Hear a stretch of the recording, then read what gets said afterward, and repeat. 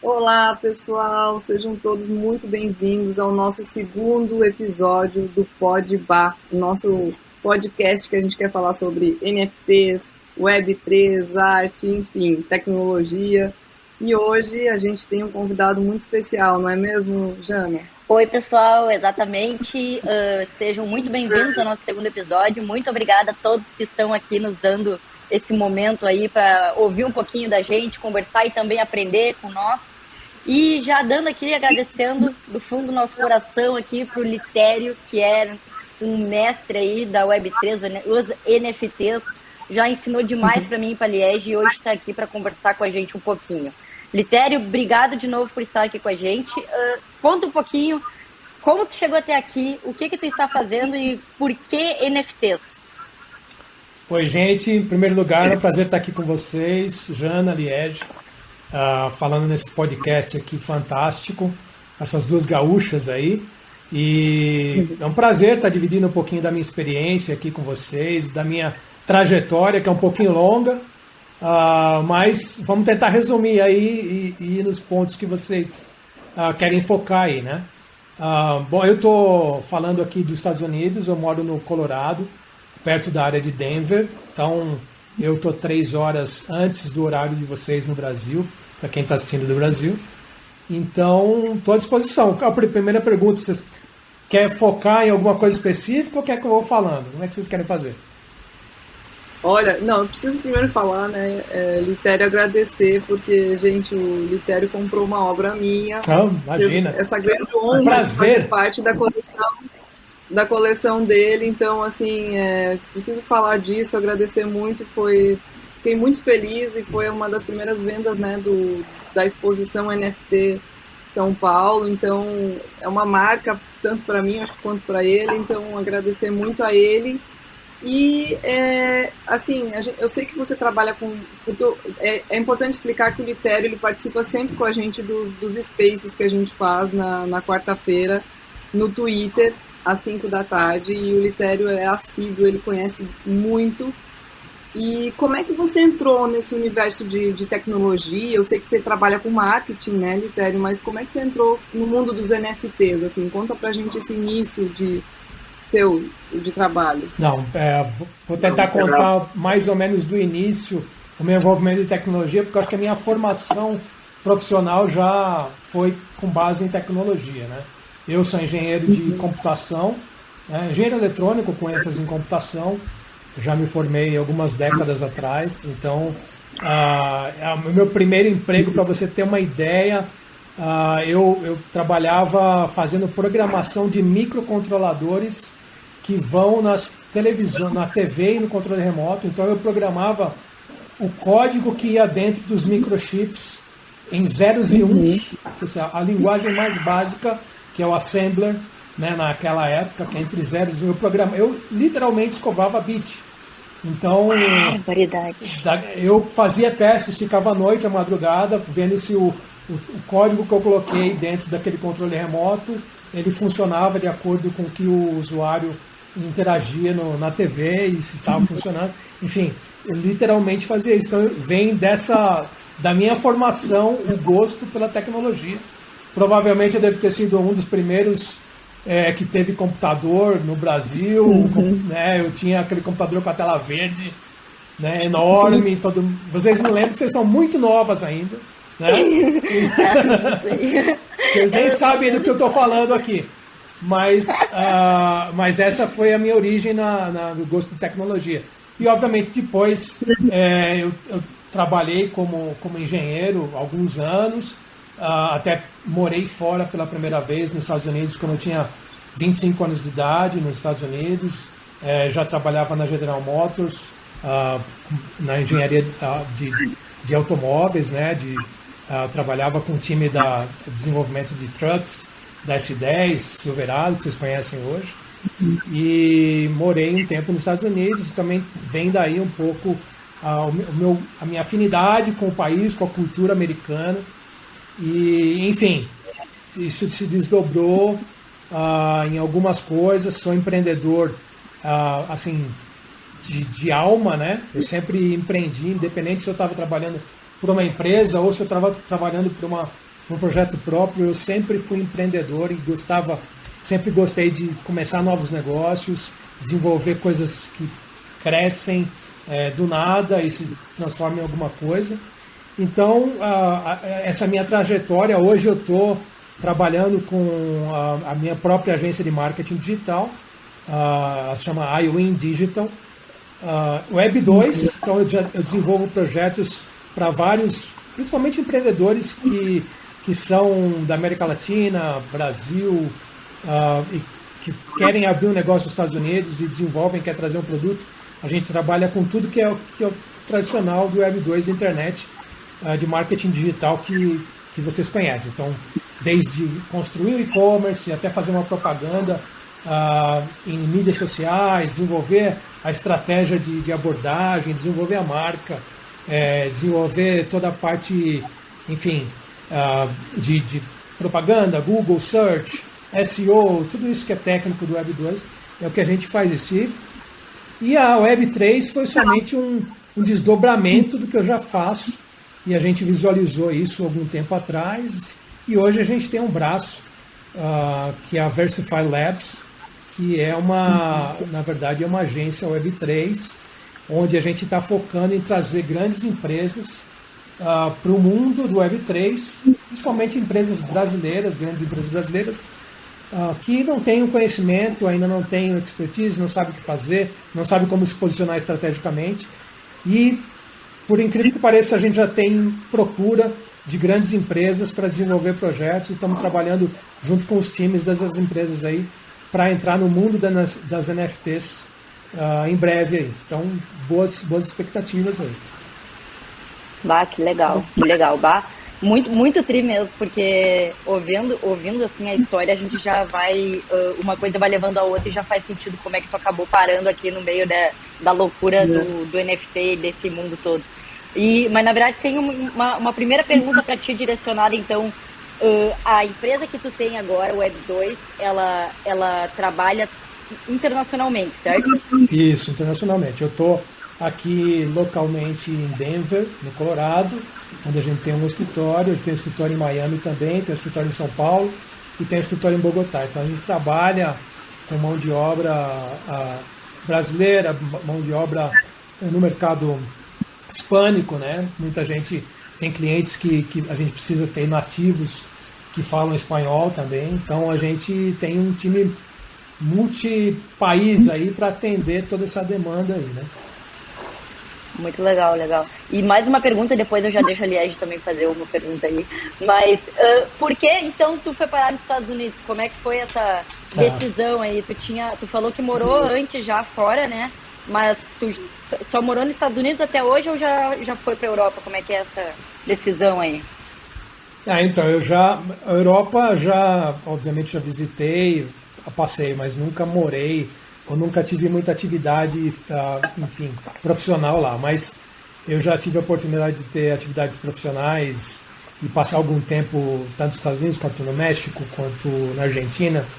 E, enfim, eu vim para os Estados Unidos porque eu gosto muito da cultura americana, sempre me identifiquei. Também surgiu a oportunidade, né, e de trazer o meu negócio para cá também. E também eu tive alguns momentos não muito agradáveis no Brasil. Eu sobrevivi a um sequestro em São Paulo, então é uma história que aconteceu, sei lá, alguns anos atrás, antes mesmo do meu filho nascer. E depois, quando você passa por uma experiência traumática dessa, uma coisa é você passar, depois que você tem filhos, né? Ali a gente sabe do que eu estou falando, você projeta esses riscos no seu filho e fala, putz, imagina se acontecesse isso com meu filho, né? Então você acaba procurando uma saída e a minha história do sequestro foi uma coisa que geralmente eu não falo muito sobre, porque foi alguma coisa que teve componentes cinematográficos, teve sangue, suor e lágrimas. E só para tornar uma história longa, curta, eu só sobrevivi a isso porque eu entrei em luta corporal com os caras e consegui tomar a arma deles, e, enfim. Eu não vou entrar em detalhes, mas eu consegui fugir. E isso que aconteceu, a chance de eu ter sobrevivido nessa minha atitude, que foi mais emocional do que racional, é realmente menos do que 10%, eu acredito. Graças a Deus, não estava na minha hora, mas eu não tinha chegado. Tô aqui. Graças a Deus, né, Litério? Faz favor. A gente não, eu e a Eliade não conseguíamos se imaginar sem tu aqui agora, né?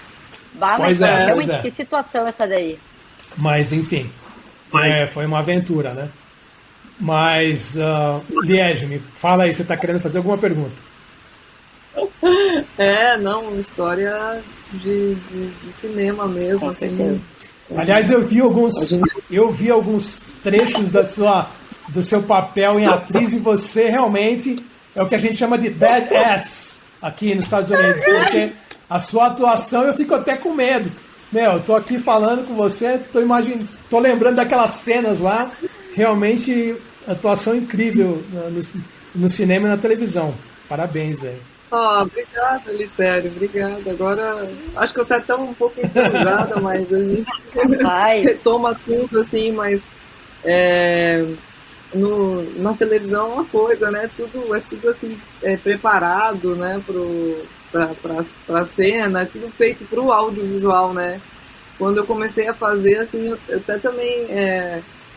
Você imagina uma coisa, mas na hora que você faz, você tem que fazer tudo para a câmera, porque não adianta você fazer a Vera, porque se você fizer a Vera não vai funcionar, a câmera não pega, sabe? É que nem o beijo, todo mundo fala beijo técnico, beijo de verdade. Cara, se você não fizer um beijo direcionado para a câmera, não vai funcionar, não adianta, sabe? Então, assim, mas bacana que você viu o trabalho como atriz. Legal, e deve ser uma experiência fantástica, né? Inclusive, assim, eu acho que a sua personalidade, até depois que eu conheci você um pouco, acho que é bem diferente do que aquele personagem, né? Que é incrível, né? Uma coisa fantástica.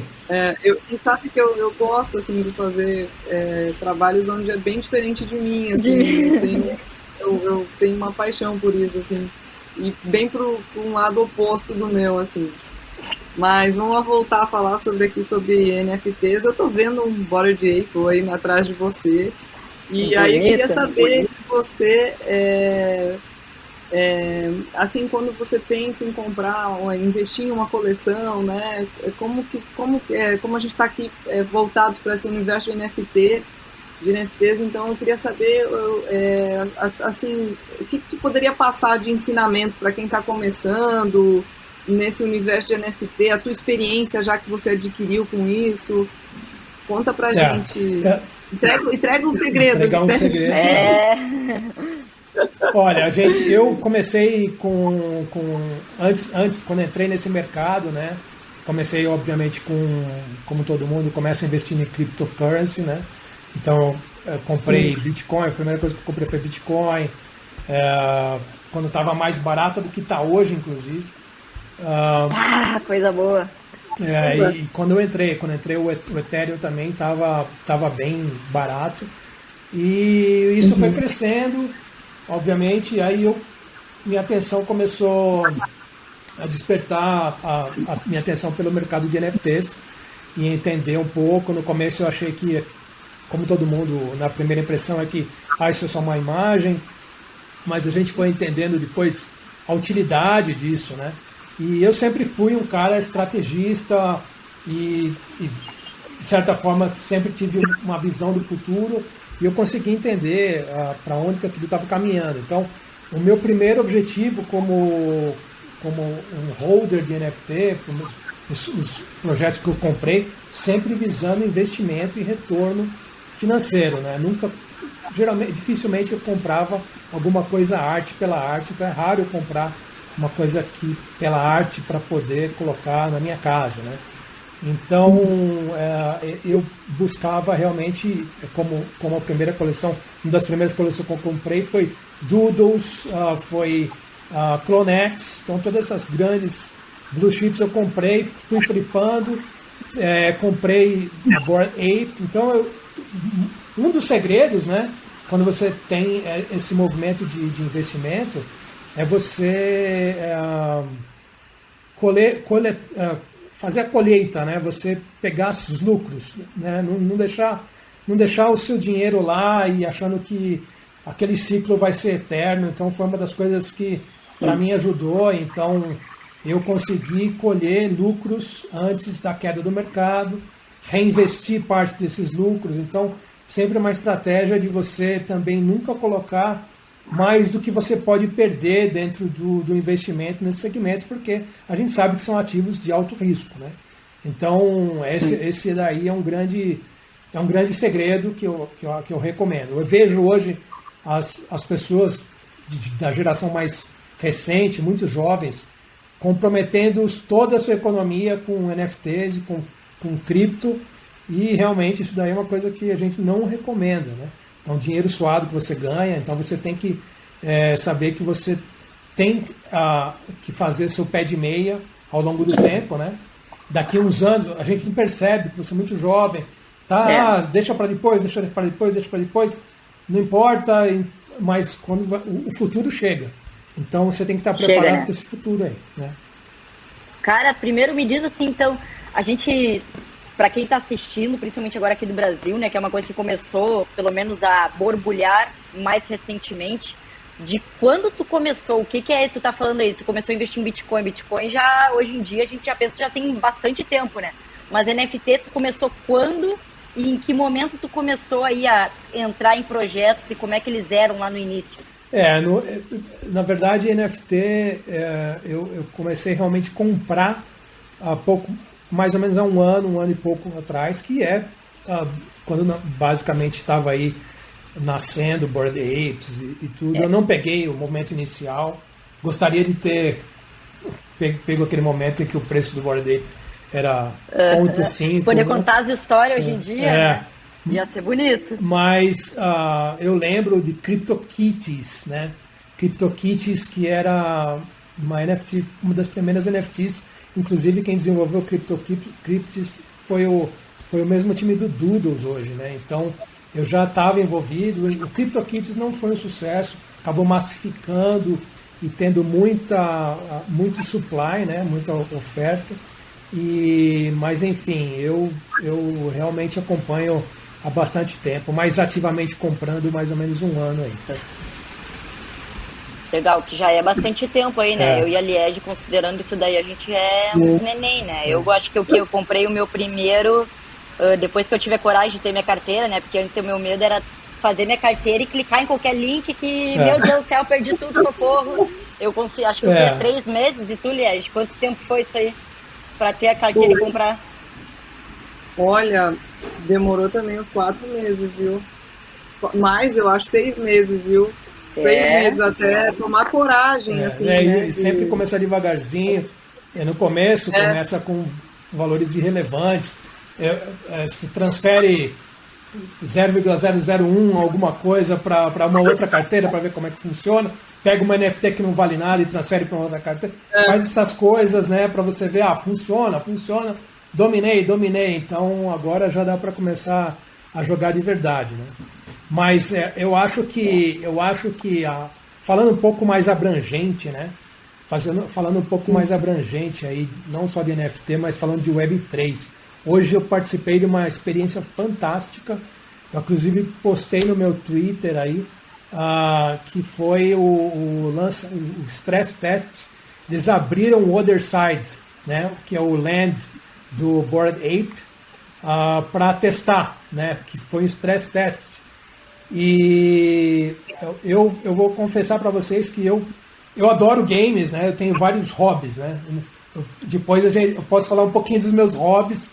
Games é uma das coisas que eu adoro. Eu adoro MMA, né? Vocês podem ver que eu tô com a minha camiseta do UFC aqui. Enfim, a Jiu-Jitsu, Brasília Jiu-Jitsu. Já fui triatleta, sou ex-triatleta, enfim. Tenho meus hobbies, mas games, assim, eu sempre acompanhei aí. Adoro um Fortnite, né, Litério? Fortnite, adoro, eu jogo Fortnite até hoje, né? Eu vou lá no meu... Certeza, eu vou aqui, eu me escondo numa sala da minha casa aqui, eu jogo no lugar, meu filho tá jogando... Meu filho não joga mais, tá passando ansiedade, tá jogando outros jogos, né? Mas, enfim, eu nunca vi uma experiência como a que eu vi hoje, de 2.500 pessoas simultaneamente em um mesmo local de game, que seria o metaverso deles, interagindo num tempo real, um som muito realista, os movimentos sem atraso de servidor, que geralmente eu já experimentei outros metaversos, como Decentraland, né, como o Sandbox, geralmente às vezes tem um lagging incrível, né? Você demora, perde, quebra, enfim. E hoje esse teste eu achei fantástico, eu acho que pode ser o dia de hoje como um marco de o nascimento do metaverso como a gente realmente acha que vai ser no futuro.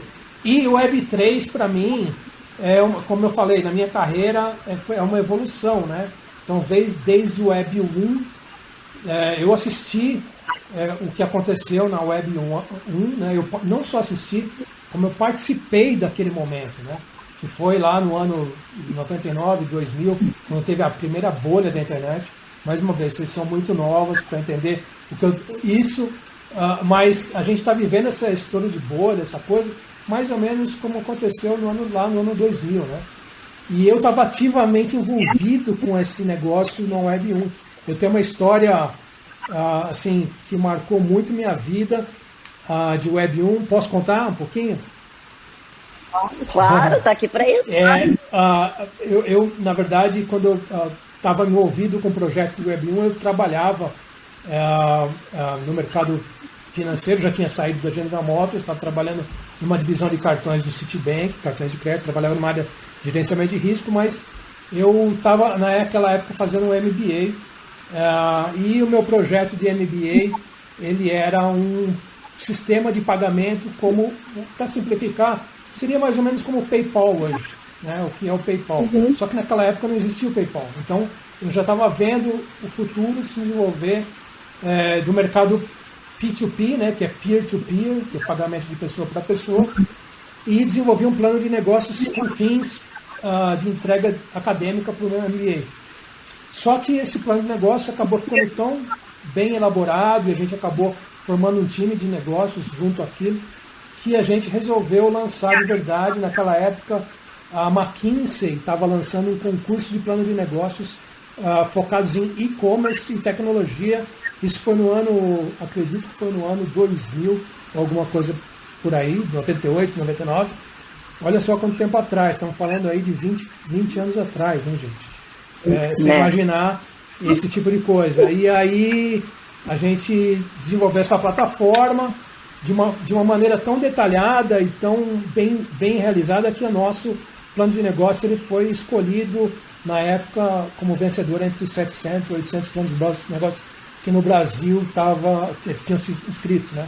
Então, quem estava por trás disso, na verdade, era a McKinsey, o Banco Itaú, eu lembro que a UOL, né, a Universo Online, DPZ, então tinha um grupo de empresárias, a Intel, que estava por trás disso, e quando a gente ganhou esse plano de negócio, a gente ganhou um prêmio, né, em dinheiro, em capital intelectual, em propaganda, enfim. Eu quero pegar, peraí, deixa eu pegar aqui que eu tenho no meu. Olha só. Tem uma placa aqui, ó. Meu Deus! Isso aqui é histórico, né? Tá transparente aqui, eu tô colocando por trás aqui para vocês conseguirem ver. Mas isso daqui é um negócio histórico quando a gente ganhou esse plano de negócio, que se tornou, eu saí do meu trabalho no Citibank, pedi as contas e fui me dedicar 2 anos a isso, né? Desenvolvemos essa plataforma, conseguimos fechar o primeiro round de investimento com um fundo de Venture Capital, mas o projeto entrou no momento que, na verdade, timing no mercado é tudo. O momento foi o momento da bolha da internet. E o que aconteceu foi que naquele momento onde a gente precisava se mover para um segundo passo em investimento do Venture Capital, a bolha estourou e o investidor, que era um grande fundo de investimento, ele desinvestiu de todas as empresas de internet que ele estava naquele momento e o projeto não foi para frente. Agora, o mais fantástico dessa história, que é o mais lúdico, é o seguinte, que eu vou contar. Eu sou um cara que tem várias. Eu sou que nem gato, tenho várias vidas, né? Tá dando para ver já, né? Por incrível que pareça, esse escritório desse parceiro investidor, ele estava no World Trade Center.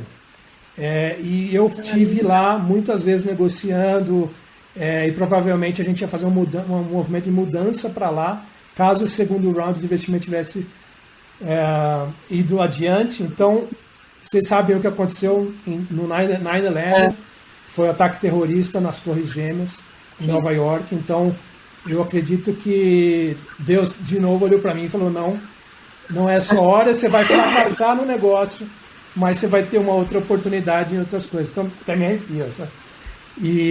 Não, eu também aqui. Meu Deus. Enfim, eu voltei para o mercado como executivo, aí eu fui trabalhar em outras coisas, como em áreas de planejamento estratégico, trabalhei na Sky, TV por assinatura aí no Brasil que vocês conhecem, trabalhei depois na American Express, depois voltei para o Citibank, enfim, fiz uma carreira de negócio até chegar a desenvolver meu próprio negócio, que é minha agência de marketing digital, que eu tenho ainda um braço em São Paulo, né,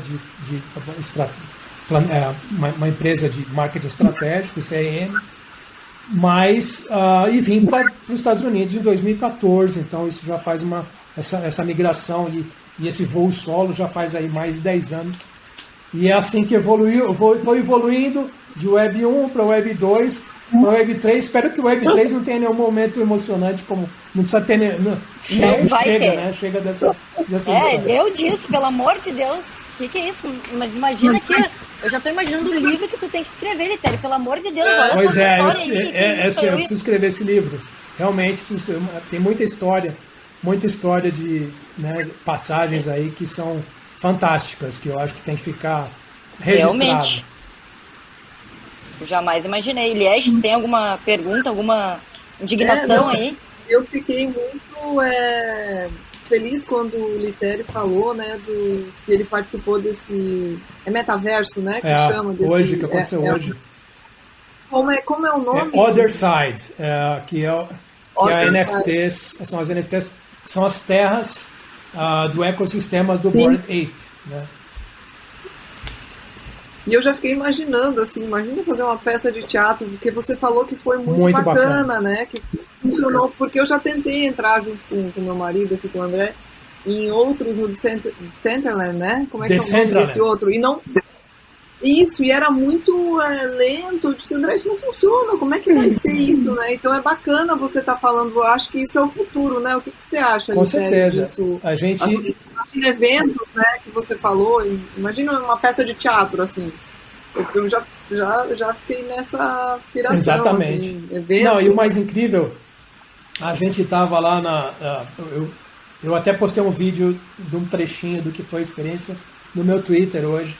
E a gente estava lá e a gente se via todo mundo interagindo, e de repente passou um cara gigante, né? Então eu imaginei, porque aquilo provavelmente poderia ser um personagem, poderia ser alguém que é um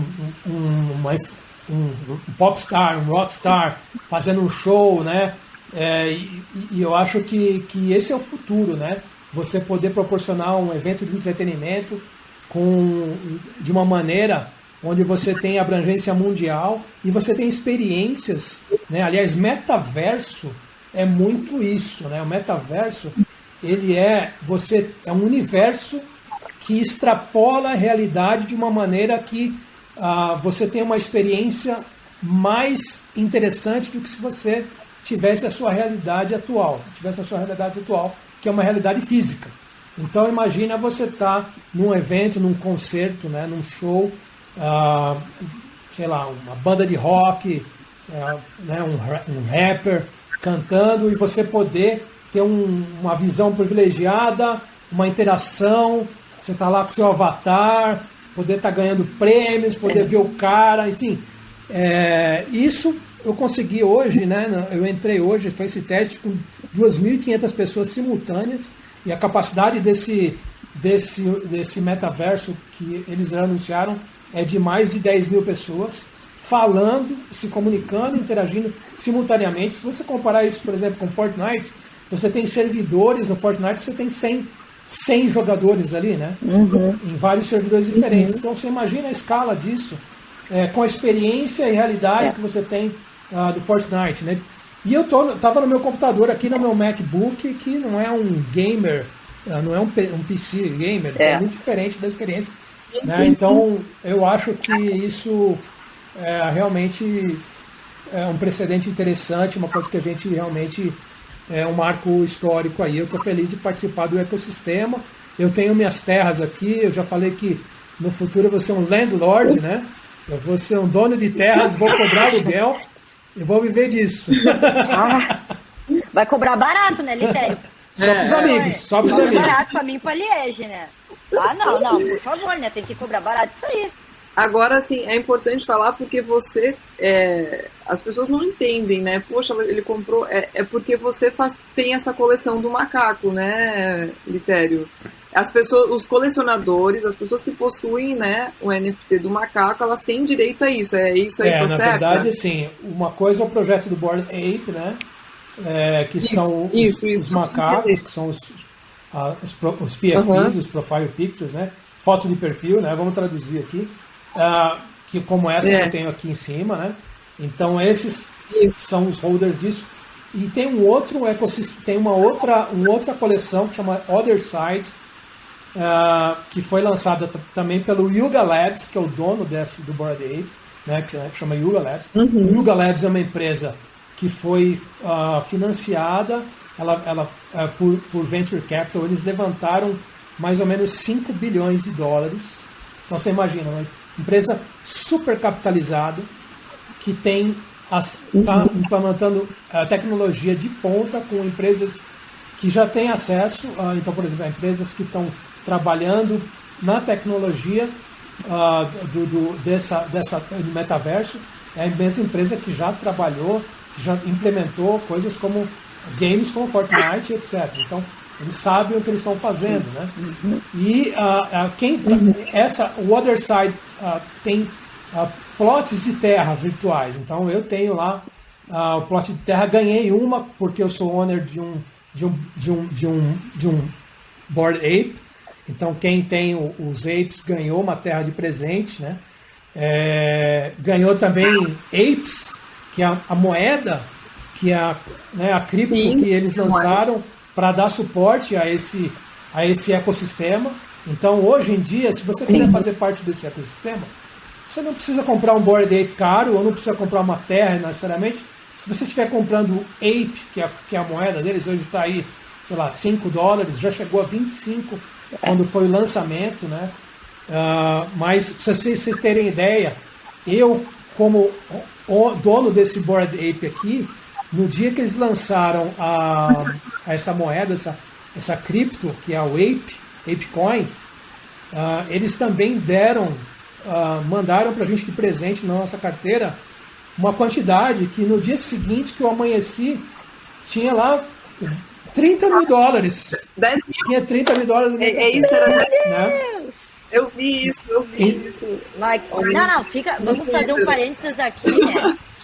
O que é isso, né? Gente, vocês que estão assistindo já aproveita e já nos segue, vê lá nossas redes sociais e vamos acompanhar e prestigiar, porque olha que coisa incrível o que a gente está tendo aqui, a aula do Messi, que está nos ensinando umas coisas que, por favor, o dia que eu reproduzir isso daí, barbaridade, vamos fazer uma festa. E além dos apes, né, do ApeCoin, eles deram a terra, né? A terra de graça pra gente, né? Que hoje, na verdade, o Bored Ape, que é a principal coleção, tem a terra do Bored Ape. O Mutant Ape, que é o meu, tem as terras do Mutant Ape. E depois tem as terras comuns. A terra comum hoje tá aí sendo negociada mais ou menos a 3 Ethers, né? No lançamento, quem comprou essas terras, tem gente que vendeu uma terra comum, chegou a 15 Ethers, quando o Ether estava a $3.500, né? Então tem gente que ganhou muito dinheiro com isso, comprando e vendendo terras, e agora está com um preço estabilizado. Obviamente que as terras de quem tem que foram doadas, quem tem os Bored Apes, valem mais, porque são terras que estão em locais mais privilegiados do ecossistema.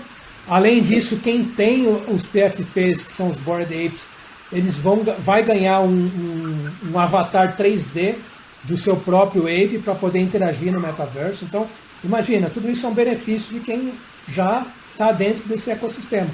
Então, hoje, se você quiser comprar uma terra, né, essa terra a mais básica está em torno de 3 Ethers. Hoje o Ether está aqui, deixa eu ver, está $1.161. E eu acredito que isso hoje é um bom investimento. Não é conselho financeiro, mas você ter aí terras no metaverso que tem essa capacidade de expandir. Hoje você tem 100 mil plots de terra, isso vai duplicar para 200 mil. De alguma forma, quem já tem uma vai poder ter alguma maneira de explorar e ganhar outra. Enfim, vai ter uma dinâmica do jogo, e a dinâmica com isso vai se desdobrar. A gente ainda não tem exatamente a informação, mas está todo mundo aí apostando que isso vai ser um dos jogos mais proeminentes do que é a maior empresa hoje do metaverso de NFTs, e que eu aposto que essa vai ser uma Apple no futuro, entendeu? Então, que está só no começo. Então, quem está dentro desse ecossistema acho que é bastante privilegiado, e por isso que eu acredito muito e mantenho, não vendo. Eu já tive ofertas para vender esse Ape aqui na época das altas por $110, $120 mil, não vendi, porque eu acredito que eu quero fazer parte disso, né? Isso já se tornou parte da minha identidade também, né? Eu tenho essa foto de perfil no Twitter, quando eu entro nos Spaces, o pessoal me deixa falar. Se eu entro com a minha cara aqui, ninguém me deixa falar. Então, olha só, já tem um respeito aí.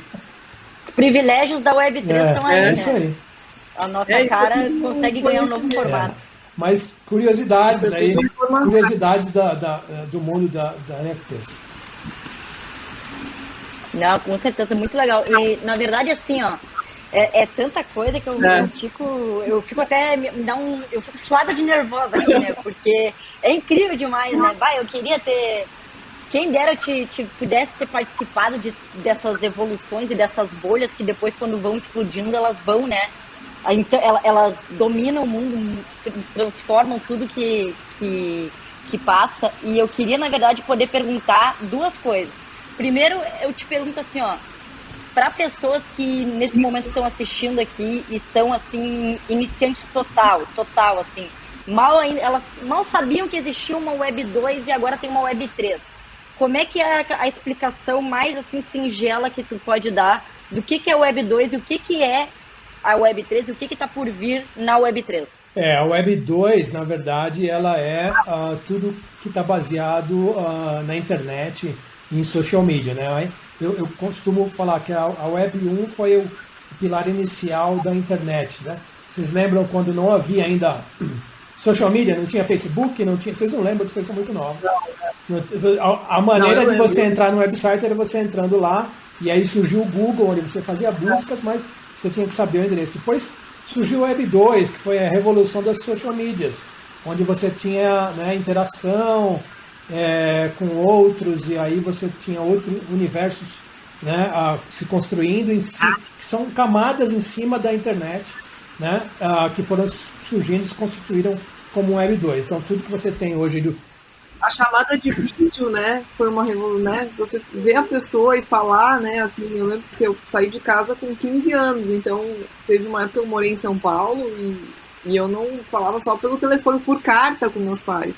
E aí quando entrou essa questão de poder, telefone era caro, também tinha tudo isso, pois né? E aí quando entrou essa questão de você poder falar e ver, assim, isso já ajudou muito a gente, né? Agora, então a Web 2 foi a revolução dos aplicativos, né? Em cima da internet. Só que a Web 2 ela é baseada em um grande banco de dados. E ela tem o conceito de ser centralizado. Então quando você está dentro do ambiente do Facebook, você está dentro de um ambiente centralizado. O dono é o Facebook, é o Mark Zuckerberg, né, que não é mais, agora é Meta, sim, né?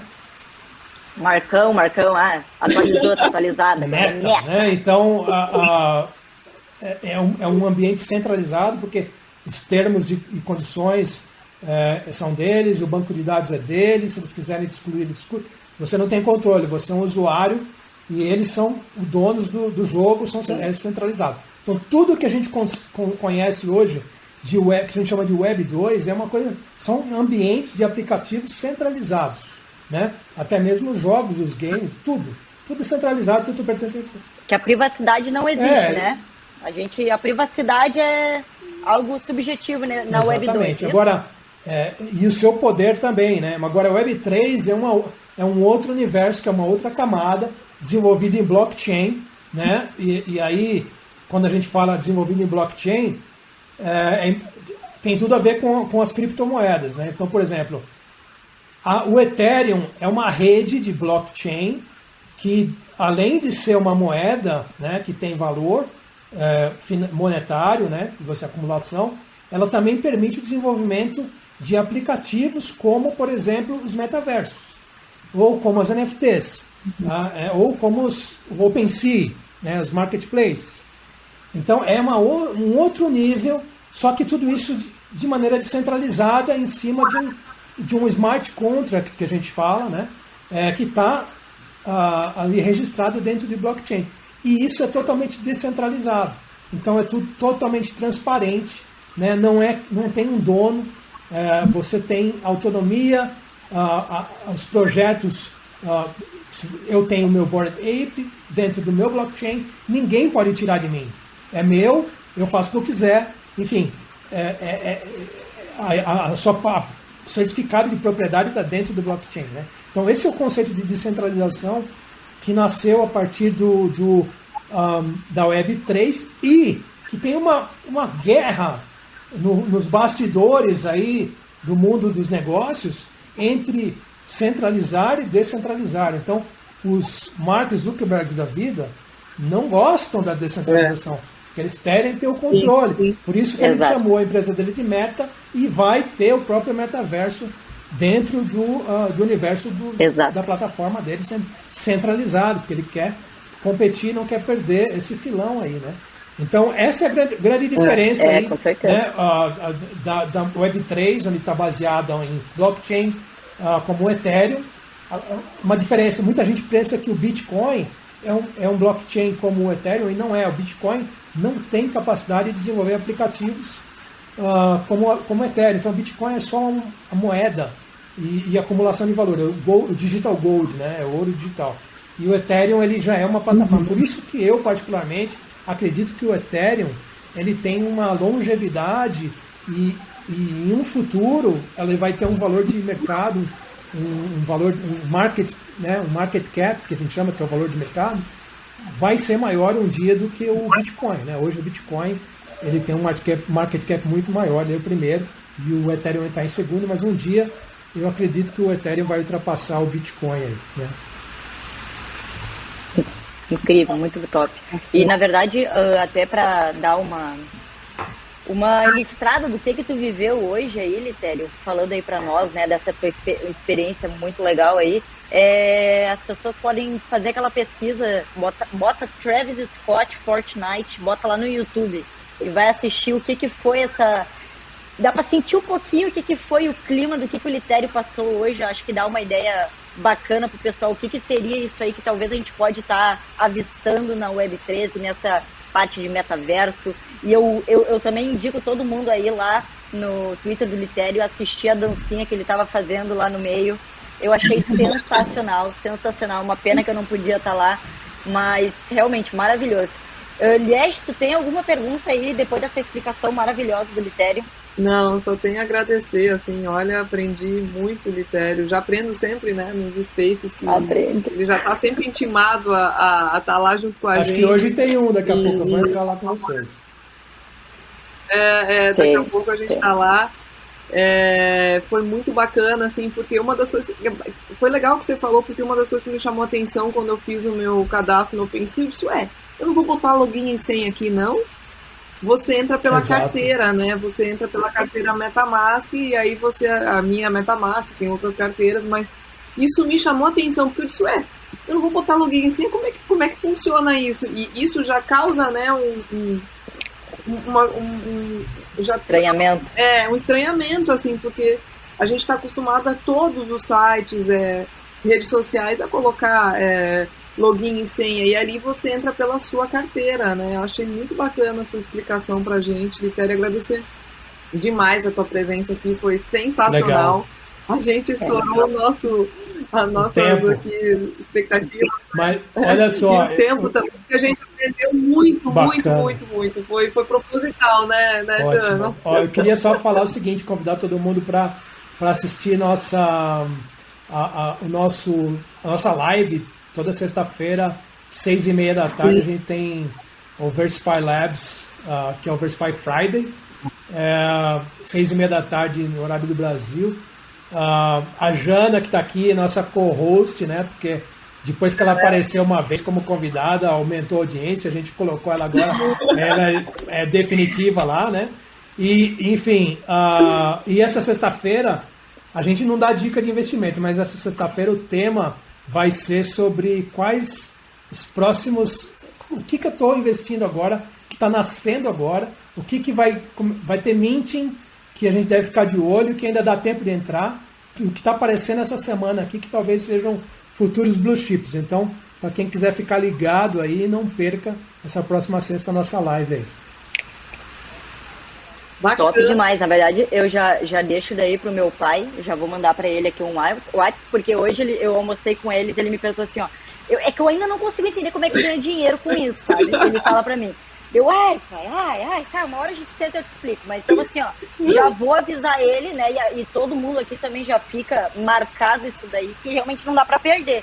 Então, agradecer demais ao Litério, que com certeza já está convidado para vir de novo. Isso que eu ia falar. Várias vezes. Temos que trazer o Edu aqui também, né? Que é o Eduardo Muniz, que é meu sócio da Versify Labs. Nós somos, na verdade, amigos, família. Ele é padrinho do meu filho. A gente tem um relacionamento muito bom. E ele tem uma cabeça muito boa, porque ele pensa como economista, eu penso como engenheiro. Então, é por isso que a gente tem na live lá da Versify, a gente tem um bom match aí. Bacana. Realmente, é muito bacana, muito bacana. E, na verdade, até comentar também que o Edu ele não tem o nome dele ainda na Web3, né? Ele tem, assim, ele ainda é o Eduardo, né? O Eduardo. A gente até já conversou sobre isso lá na live. E é uma coisa que o pessoal que ainda não entrou tem que saber que tem que aproveitar, que a Web3 é o momento de tu escolher teu nome, né? É uma coisa incrível, tu escolhe teu nome, tu escolhe tua cara. É uma coisa muito bacana isso. Muito legal, né? Muito bacana. Já fica a dica, né, Liege? Fica a dica para quem ainda não começou. Isso daí vai, assim, por incrível que pareça, tem gente que tem o nome na Web3, mas não tem no Web2, né? Por exemplo, eu tenho litério.com, eu tenho marcoslitério.com, e que é mais, olha só, hoje em dia é mais importante, ainda é mais importante o .com do que o .it. Mas tem gente que só tem .it, né? Então, quem não tem .com, eu recomendo comprar. Né? Eu fiz isso. Imagina, alguém compra a sua identidade e faz um website com seu nome, pronto, né? Você vai ter um problema. A gente tem que chamar o Litério para falar disso também. Uma coisa bacana, quando assim, eu estou organizando alguma série de treinamentos, né? De Web 2, porque eu acho que o fundamento de Web 2 é muito importante para quem está indo para a Web 3. Tem muita gente que não conhece muito bem esses fundamentos. Mas é isso aí, foi um prazer estar aqui com vocês. Obrigado, sei que estourei o tempo de vocês, mas espero que vocês tenham muito sucesso aí com o podcast. Capaz, muito obrigado. Valeu mesmo. E já fica também o convite para todo mundo acompanhar. Todas as nossas redes sociais vão estar aqui embaixo, comentar, dizer o que achou. O quantas vezes e quanto mais tempo precisa com esse mestre, né, para aprender tudo e poder, eu digo, sugar o máximo que der, porque realmente é uma experiência, é uma vida, né, e Litério, eu acho mesmo que tem que pensar em fazer um livro aí, porque é coisa pra quem contar, sabe a né? gente transforma em NFT esse livro. Boa, olha. Legal. Bacana. Obrigado. Então tá, vamos prazer, lá, um beijo para vocês aí. Um abraço a todos e até a próxima. Um grande beijo, pessoal. Tchau. Tchau.